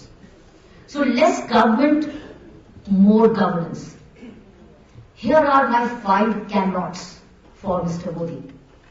Because now we expect if Mr. Modi comes as the Prime Minister of this country, and as you know, weeks ago and months ago as an individual voter, I said my vote is for Mr. Modi. I've said it, and I've said it for somebody who does declare political inclination, but I said it because I was finding that things are getting too chaotic, and I didn't want to risk my future for chaos. I wanted some order, and I'm basically a police officer at heart who values order, who values peace, who's been dissipating chaos and bringing order last 35 years of policing, who believes in peace and reconciliation, believes in punishment but also reform. So here are my 5 cannots for Mr. Modi. So I'm taking this chapter forward of maximum governance, minimum government. So these are 5 cannots which Mr. Modi, when he comes from, if he does, from Gujarat to the center stage, what are his 5 cannots? His more governance cannot begin without the elected members of parliament of his government in power, or his party in power, observing a proper 365 days of code of conduct. This is my first cannot.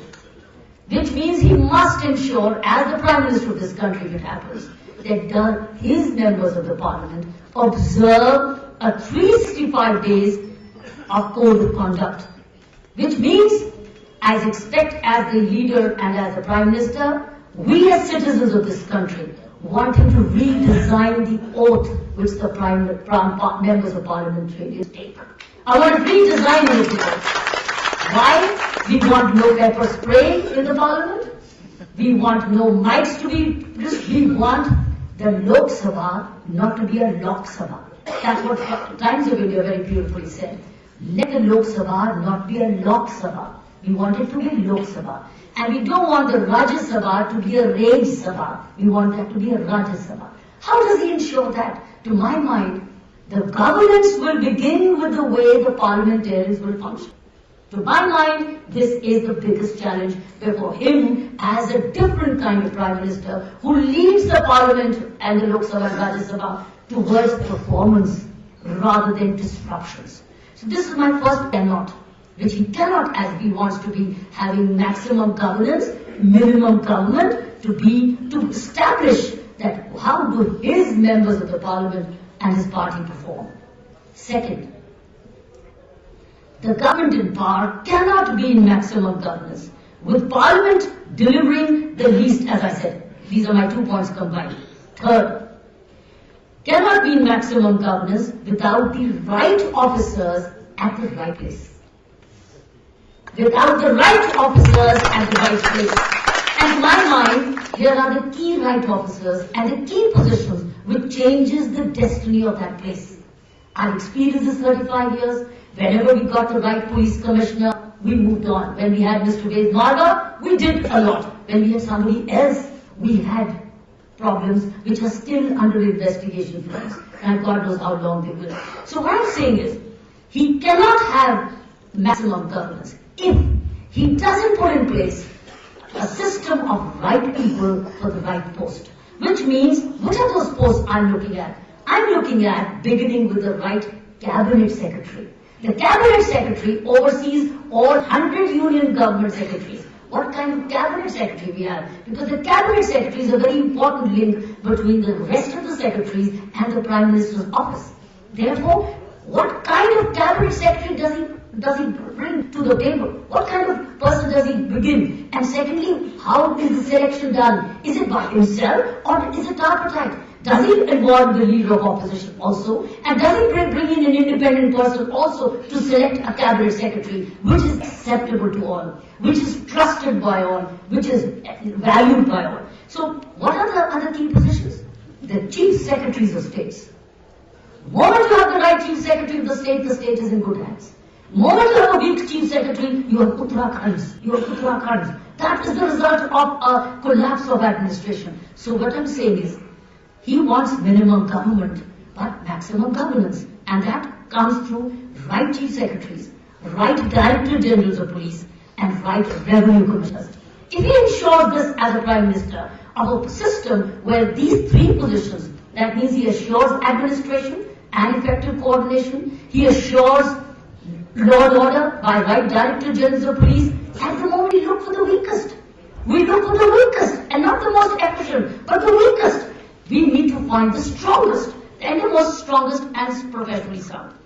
Revenue takes care of revenue generation, which means huge amount of money in the kit. So that means you got money, you got law and order, and you got governance, you got administration. You can do with less government then. Next point, which he cannot wait, is cannot keep emptying the government money, putting into leaky buckets. He cannot. He has to check the plugs. He has to plug the leaking buckets. He cannot just keep emptying. What we are looking for is immediate leadership and populism, where you bring money, saved money from one account and put into leaking buckets. So in the end, we just keep borrowing money every year. We live on borrowed money. He has to ensure that all the leaking buckets are shut. That alone will ensure good governance. And last, fifth point, which is cannot, is he cannot ignore the 2 crore public servants we have in this country today, and it was rightly mentioned. It's talked about them. So while we talk about the chief secretaries, the DGPs and the revenues, we've got to have the bottom-up approach. We literally have 2 crore government employees in this country. Literally 2 crores. To be exact would be 1.74. We literally have, I'm employing all municipal employees, half contract employees. We literally, this country has 2 crore. How do we deal with them? And so they cannot stay at a 19th century mindset with 20th century government processes with 21st century needs. How does he as a prime minister address that? 2 crores. That means we need to link them. Now, I'm on the final five cans, which he's doing. But I'm looking at the 5 cans. I finished with the cannots. So let me look at the 5 cans.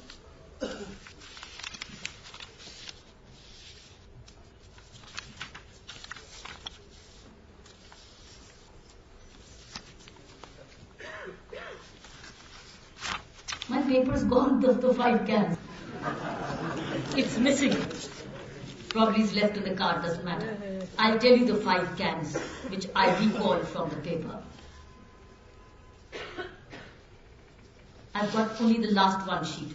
But the 5 cans I told you about is the right appointments that he can. I mentioned about it, which was not the cannot, because without that he doesn't. The second can is citizen charter and the grievance redressal. The citizen charter and the grievance redressal must come from below.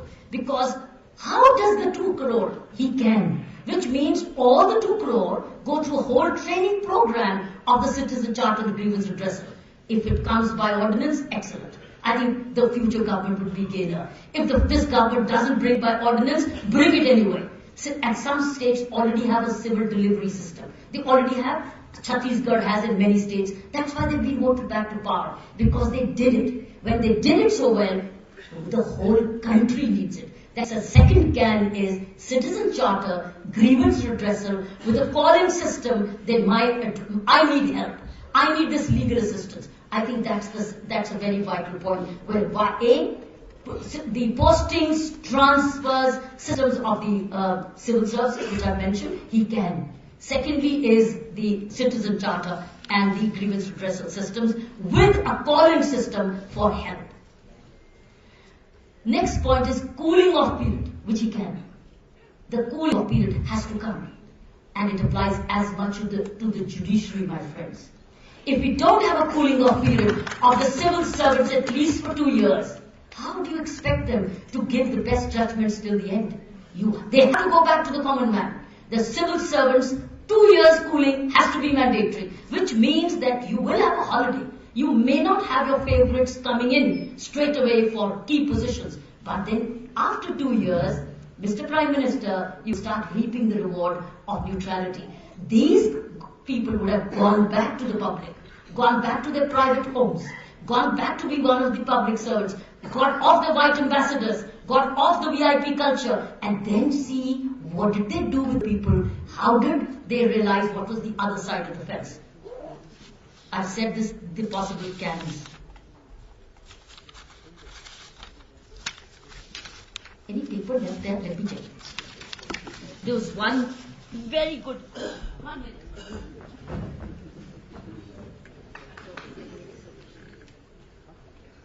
Okay, doesn't matter.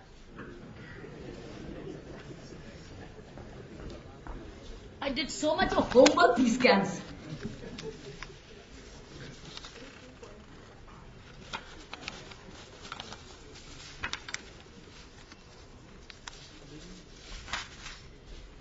Let me end with one quotation which I loved, which has been a part of my library. It is the duty of government to make it difficult for people to do wrong. It is the duty of the government to make it difficult for people to do wrong. It is the duty of governance to make it easy for people to do right. That is what we're looking for, and I think that's the system which we're looking for from Mr. Modi. We have very high hopes. We do hope that our destinies will change for the better and that we will go from stagnation, decline to progress and development. Thank you.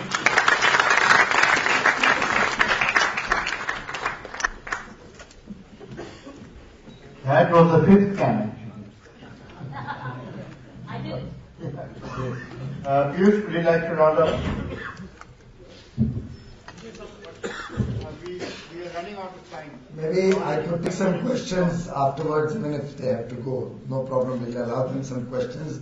Today audiences want a little more interactive participation. I'll wait, I'll stay back and answer if anybody has any questions.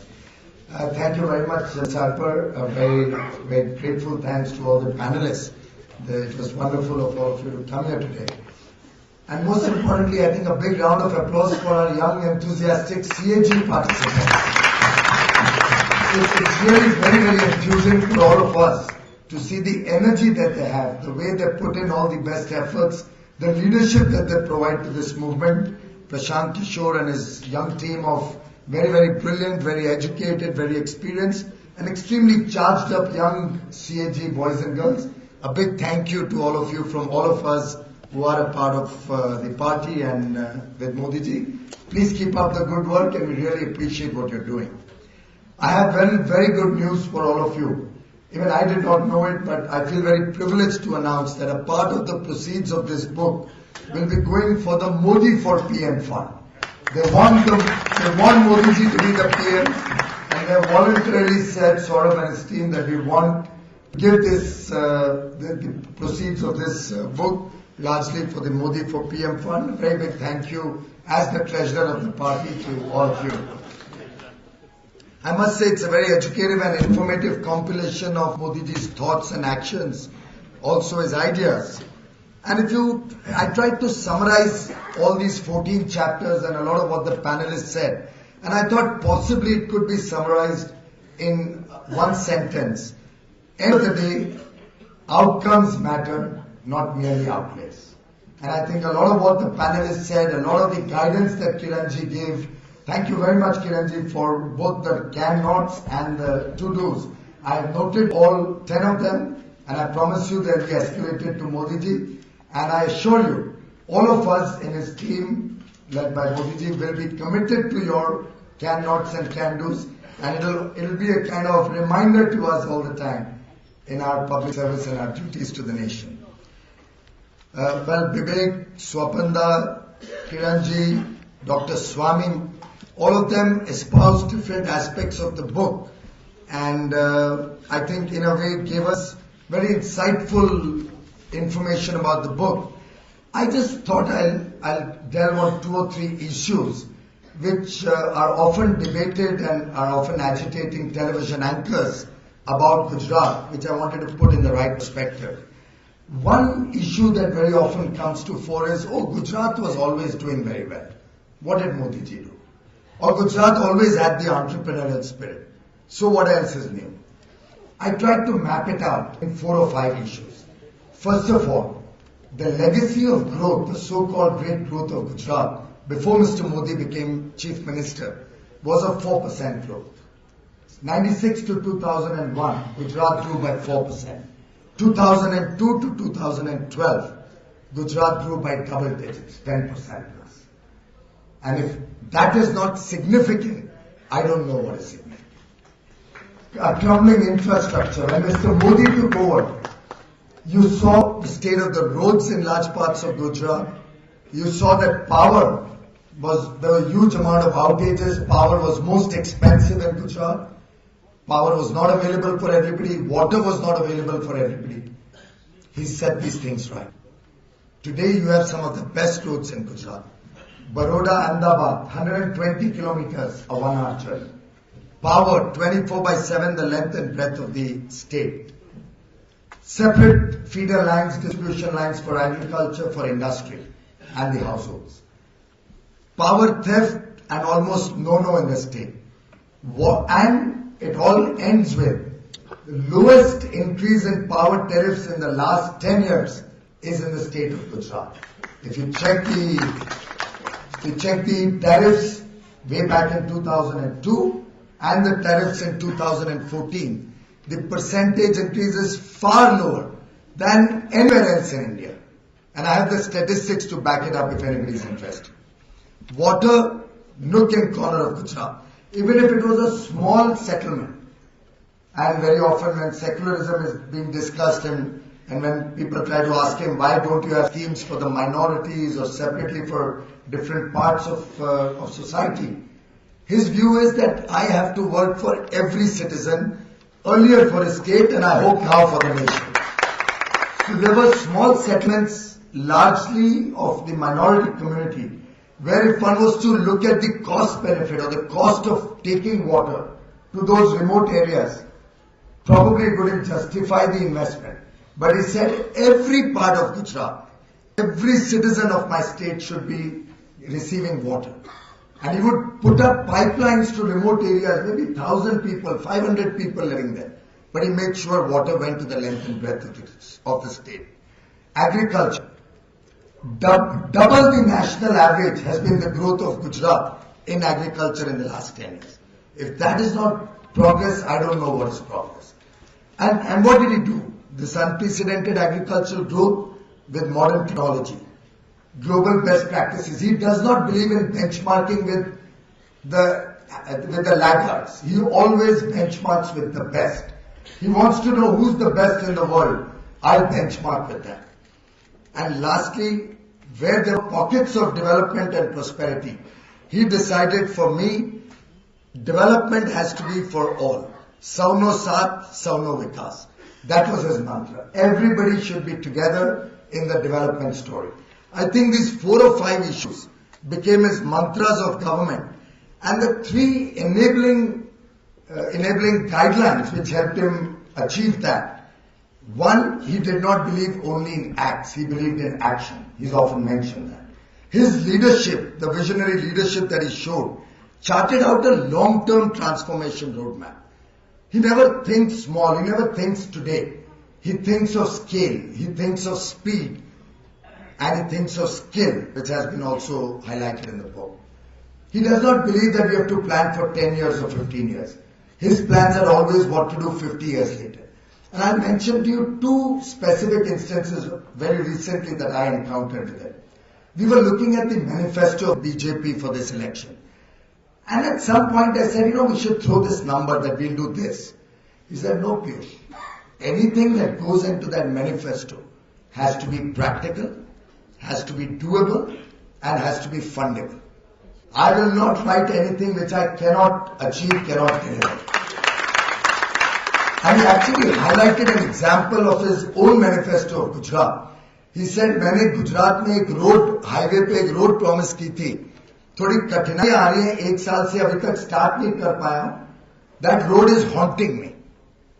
That's the kind of commitment you mentioned about manifestos. I think manifestos for him is not just another document.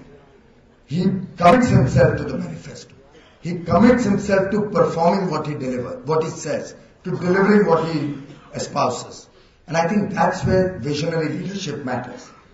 His relentless focus on execution can be witnessed in the Sabarmati riverfront, what he's done over there.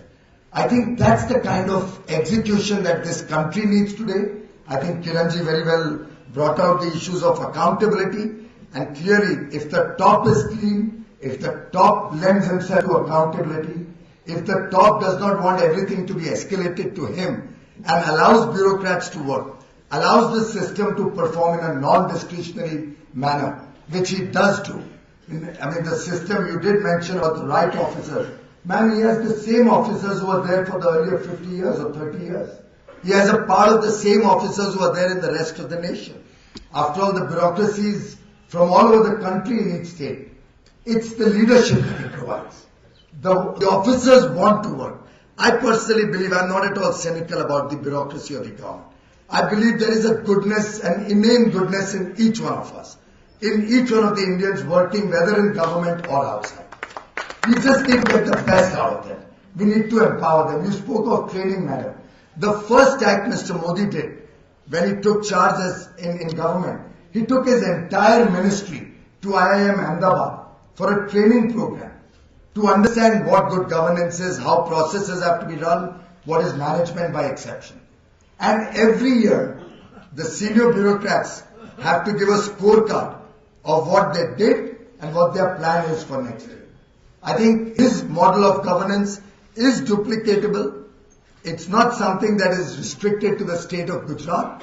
I have the confidence that under his leadership, the BJP and Mr. Modi will be able to bring about that transformational change in India. And Moditva will be a guiding light, a guiding principle for the team, for Mr. Modi's team, for all the people who will be associated with him in ensuring that we deliver good governance, we empower India as was mentioned earlier, and we empower every Indian out of the deprivation and poverty that this country has witnessed for many years, not merely by slogans but by action.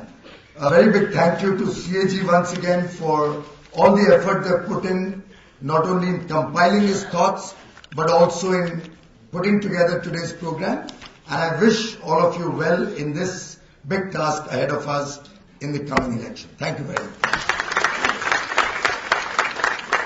Thank you very much, Piyush. You spoke of outcomes. This government is drawing in incomes. Anyway. हम साथियों के अंतिम चरण में हैं। मैं कुणाल जी से अनुरोध करता हूँ वे आए और सबका विधिवत धन्यवाद करते हैं। इसके बाद जलपान की व्यवस्था है, आप सब लोग जलपान करके जाइएगा नीचे। I request you all to please have a cup of tea downstairs.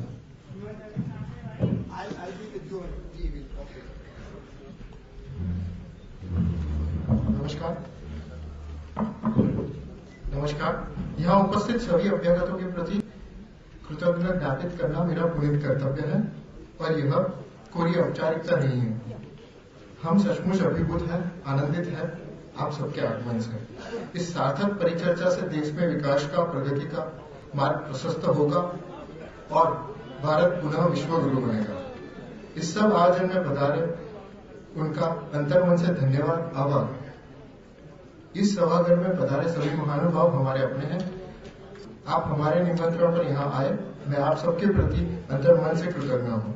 I also express my gratitude to His Excellencies, Ambassador and High Commissioner of various nations who have graced this event with their presence. Print और electronic media के सभी बंधुओं का यहाँ आने के लिए आभार। पुनः आप सबके प्रति मेरा कोटि कोटि आभार। आप सबसे अनुरोध है कि कृपया बाहर जलपान के लिए पधारने का कष्ट करें। Thank you.